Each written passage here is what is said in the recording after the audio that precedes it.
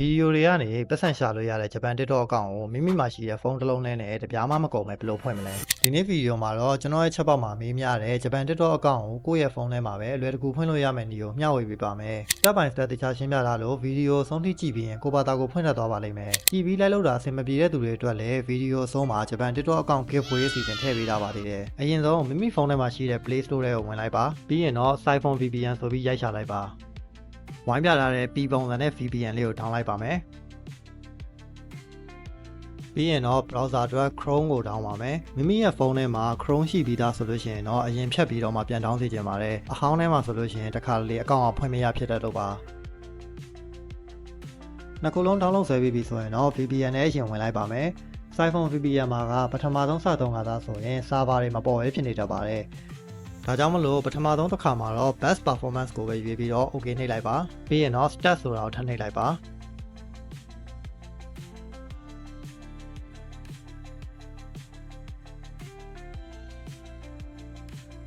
VPN connected ဖြစ်ပြီးတော့မှ server နေရာထဲဝင်လိုက်မယ်ဆိုရင်အခုလိုမျိုးနိုင်ငံစုံကြာလာတာတွေ့ရမှာဖြစ်ပါတယ်အဲ့ဒီခါမှာဂျပန်ကိုရွေးပြီးတော့ OK နှိပ်လိုက်ပါ VPN connected ဖြစ်သွားပြီဆိုရင်တော့ကျွန်တော်တို့ TikTok အကောင့်ဖွင့်ဖို့စလုပ်ပါမယ်စောနာဒေါင်းထားတဲ့ Chrome ထဲကိုဝင်ပြီးတော့အောက်လို့ရိုက်ရှာလိုက်ပါပြီးရင်တော့အပေါ်ဆုံးကပေါ်လာတဲ့ link တွေကိုဝင်လိုက်ပါဝိုင်းပြထားတဲ့နေရာကိုထပ်နှိပ်လိုက်ပါဒီနေရာရောက်ရင်တော့ကိုယ့်ရဲ့နာမည်ဖြစ်ဖြစ်ကိုဖွင့်နေတဲ့နာမည်တစ်ခုခုထားပြီးတော့ next ကိုနှိပ်လိုက်ပါမယ် password တောင်းတဲ့နေရာရောက်လာပြီဆိုရင်တော့ account အတွက် password ကိုဖြည့်ပါမယ်ဗီဒီယိုထဲမှာတော့ password ဖြည့်တာမရိုက်ပြတော့ပါဘူး password ဖြည့်ပြီးလို့ဒီနေရာရောက်ပြီဆိုရင်တော့ country region နေရာမှာဂျပန်တိုင်းပဲထားပြီးတော့ကိုယ့်ရဲ့မွေးနေ့တက် grade ကိုဖြည့်ပေးလိုက်ပါမယ်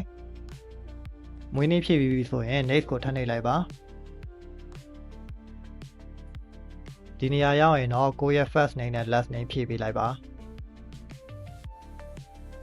ပြီးရင်တော့ next ကိုထပ်နှိပ်လိုက်ပါမယ်ဒီနေရာကတော့ Microsoft ဘက်ကနေပြီးတော့ puzzle ဖြည့်ခိုင်းတာပါ puzzle တွေကတစ်ခုနဲ့တစ်ခုမတူတာရဲ့အရန်လည်းမရှုပ်တာမို့လို့အသေးစိတ်မရှင်းပြတော့ပါဘူးကိုယ်လှည့်ရောက်တဲ့အခါမေးတဲ့ပုံစံကိုကြည့်ပြီးတော့ရွေးပေးရုံပါပဲ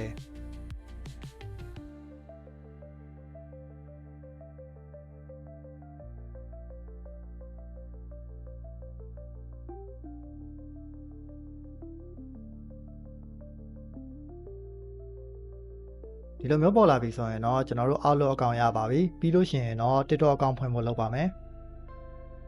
TikTok အကောင့်ဖွင့်ဖို့အတွက် Chrome မှာပဲ TikTok sign up ဆိုပြီးတော့ရိုက်ရှာလိုက်ပါ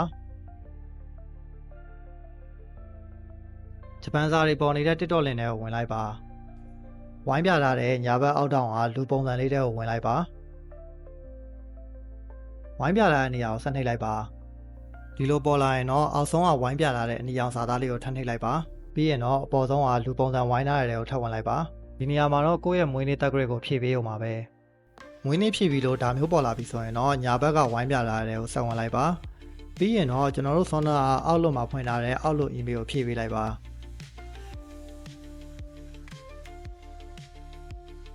Outlook email ဖြည့်ပြီးဆိုရင်တော့ဝိုင်းထားတဲ့နေရာကိုဆက်နှိပ်လိုက်ပါမယ်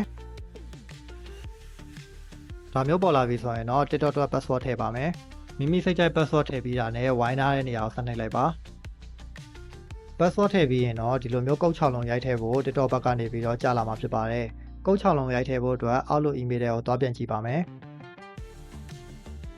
Outlook ထဲရောက်ပြီဆိုရင်တော့အပေါ်ဆုံး email မှာ TikTok ဘက်ကနေကုတ်6လုံးပို့တာတွေ့ရမှာပါအဲ့ကုတ်6လုံးကို copy ယူပြီးတော့ Sona နေရာမှာပြန်ကူးထည့်လိုက်အောင်ပါပဲ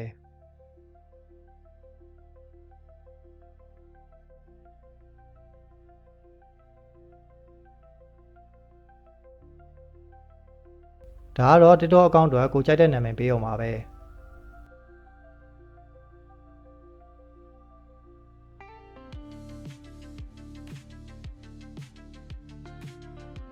ခုဆိုရင်တော့ကျွန်တော်တို့ TikTok အကောင့်တစ်ခုရလာပါပြီဒီ TikTok အကောင့်က Japan region အကောင့်ဟုတ်မဟုတ် setting နဲ့ဝင်ပြီးတော့စစ်ကြည့်ပါမယ် setting နဲ့ကအပေါ်ဆုံးမှာရှိတဲ့ manage account ဆိုတဲ့ကိုဝင်လိုက်လို့ရှိရင် account region ဆိုတဲ့နေရာမှာ Japan ဆိုပြီးပေါ်နေတာကိုတွေ့ရမှာပါဒါဆိုရင်တော့ကျွန်တော်တို့လိုချင်တဲ့ဂျပန်အကောင့်ရပြီဖြစ်ပါတယ်ဒီဗီဒီယိုကြည့်ပြီး like လုပ်ပေးမယ်ဖွင့်မရအောင်ဆိုတဲ့သူတွေအတွက်ဂျပန် region TikTok အကောင့်3ခု giveaway ပေးဖို့ရှိပါတယ် giveaway မှာပါဝင်ဖို့အတွက်ကျွန်တော် Facebook ကို follow လုပ်ပြီး Facebook ကဗီဒီယိုမှာ follow လုပ်ထားကြအောင် comment မှတ်ပေးရုံပါပဲ နောက်နှစ်ပတ်နေတဲ့အခါ giveaway ဝင်တာ3ယောက်ကိုကျွန်တော် Facebook page ကနေပြီးတင်ပေးမှာမလို့လိုအပ်တဲ့သူတွေအနေနဲ့ကန်ဆယ်နိုင်ပါတယ်ဒီနေ့ဗီဒီယိုကတော့ဒီလောက်ပါပဲဗီဒီယိုအဆုံးထိကြည့်ပေးတဲ့အတွက်ကျေးဇူးတင်ပါတယ်